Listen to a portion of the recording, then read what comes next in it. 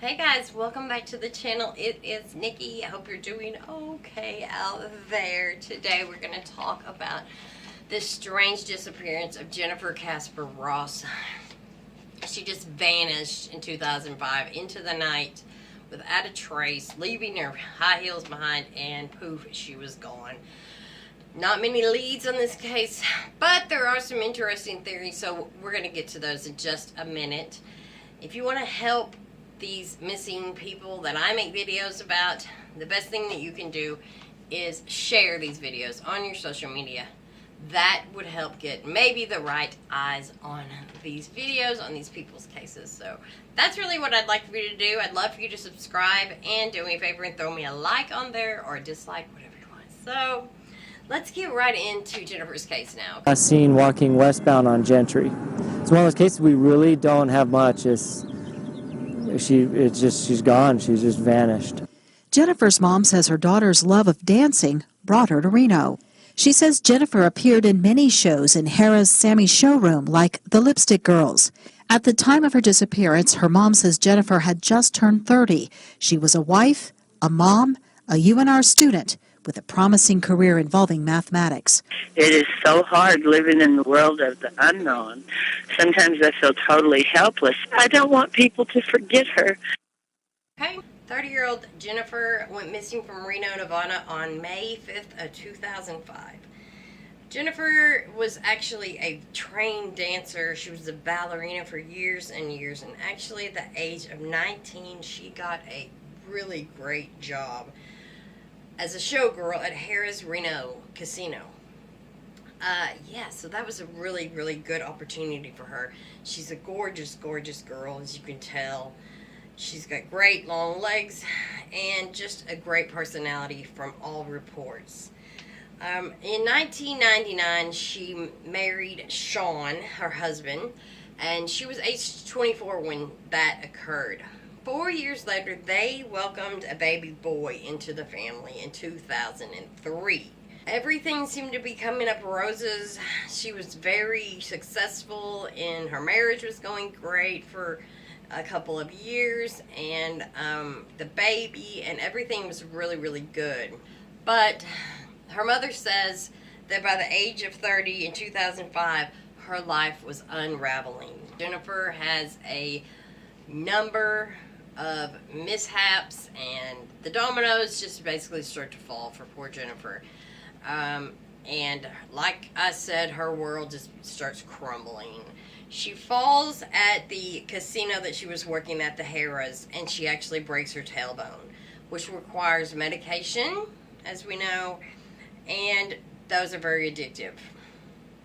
She ends up losing that job, obviously, because she can't be a showgirl anymore. She's in a great deal of pain, and she proceeds to start teaching ballet, but that job doesn't work out either. She's also beginning to drink a lot, pop pills, things like that due to the pain, and then also her marriage is falling apart.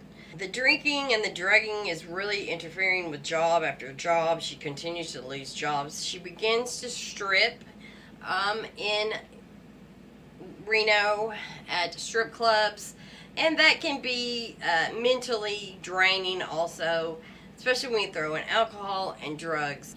Her mom also states that she was having postpartum depression, which that's the baby now at this point is two years old, but you know, you can carry postpartum depression for years. But combining that with other things. Then also mental illness seems to kick in around this time. That's probably all, this is all just the perfect storm, unfortunately. The mental illness, the drug addiction, drinking, all this stuff is basically all interweaved together like, puzzle pieces, So things are just not going well for Jenifer. Her mom seems to think she was under a lot of pressure and in need of escape. Jenifer was battling the mental illness. She was suicidal on occasion. She was actually hospitalized a few times over the years due to her mental illness and I believe her drug abuse. So the night of May 4th, 2005, Jenifer and her husband get into a fight at their home. She is very intoxicated, and her husband is literally just over it. He's done with it, and he tells her to please leave. And she does. She packs up some stuff, and she gets ready to go. And he later says, "Oh wait, maybe you shouldn't go. You're way too fucked up. Don't go." But she does proceed to leave, and she goes to the Peppermill Hotel and Casino. When she arrives there, later people testify and report that she was fucked up, trashed, out of control. She actually stays there for quite some time. A side note also, while she's there, people at the Peppermill Hotel notice cuts on her arms. They don't know whether they're new cuts, old cuts, but they do notice cuts on her arm. And like I said, she has had a suicidal tendencies in the past. So at 5:30 in the morning, she actually leaves. Prior to that, she calls her dad on a friend's cell phone. So she did not have a phone. She uses a friend's cell phone from this bar and calls her dad and says she wants to come visit him. You know, just a kind of a intoxicated phone call. Then at 5:30, she grabs a cab and goes to her mom's job at the cab company. But from what I gather, she didn't have the money for the cab. And so when she gets to the cab company, I guess she was expecting her mom to pay for the cab. Her mom was off that day. So in her mom's words, quote, she freaked out and took off. So at that point, she jumps a fence outside of the cab company. She drops her high heels and they actually break off. She leaves them and she burns off. Later into the investigation, they do have search dogs, and they search the field where she jumps the fence, and her scent goes to the road, the first road past the fence, and then her scent stops there. So we can get to that here in just a second in the theories, but I'm just saying, let's keep that in mind. It was only 1 mile from her and her husband's home, but she did not make it. During the early stages of the investigation, Jenifer's husband, Sean, found 2 bloody notes in the home. And according to the Reno police, the notes said Jenifer hoped that Sean would take care of her son if anything happened to her. They actually did DNA testing and handwriting testing on these notes, and they were to been found that they were written by Jenifer, and that was her blood on the notes. But the detectives aren't sure whether these notes were written in another one of her state of panics, or whether they were actually, they couldn't identify whether they were written that night or not. Now that also makes you think about the cuts on her arm. The police also say they have no idea whether maybe she was coerced into writing these letters, to make it look like a setup. That's in there. That's it. That's in their theories. That's straight from the cops. And actually, a detective on an interview said that it wasn't clear whether or not Jenifer had committed suicide. If she committed suicide, her body would most likely have been found. Her last known location was the cab company, and she was barefoot. So, since she was barefoot, it's unlikely she would have walked very far to commit suicide. And they also say, hey, wouldn't her body be found? No, not really. Because if you listen to the Vanish podcast, you know that there are plenty of people that vanish, and they do commit suicide, and they're found many years or months later, and it is suicide. So it does happen, and she was very suicidal, and she was very intoxicated. Is her husband a suspect? As a matter of fact, he is a person of interest according to the police. At first, Sean, the husband, he was very cooperative in the investigation to his wife's disappearance. When he failed the polygraph test, he did not return to be interviewed ever again.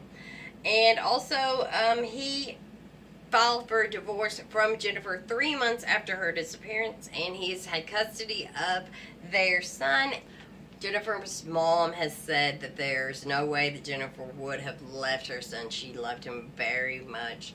But as some of us know who have had bouts with depression, sometimes that depression can overcome you in anything. And addiction too. Your depression and your addiction can really take you to places that you never thought, or your family ever thought you'd go either. So, no disrespect to her mom at all. I just think that, you never know. You never know until you're in that person's shoes. And I personally have been an addict, and I have had mental illness issues. And there are points where you just throw up your hands and say, oh, fuck it, I can't do it. So, I don't know. What do you think happened to Jenifer, man? So today, Jenifer would be 45 years old. When she disappeared, she had long brown hair, brown eyes. She was 5'9" and around 130 pounds. If you have any information to share about this case, if you remember anything around that night at the Peppermill Casino, you might have some information. You might have seen something somewhere around the cab company area that her mother worked. I will leave some links below that y'all can find more information.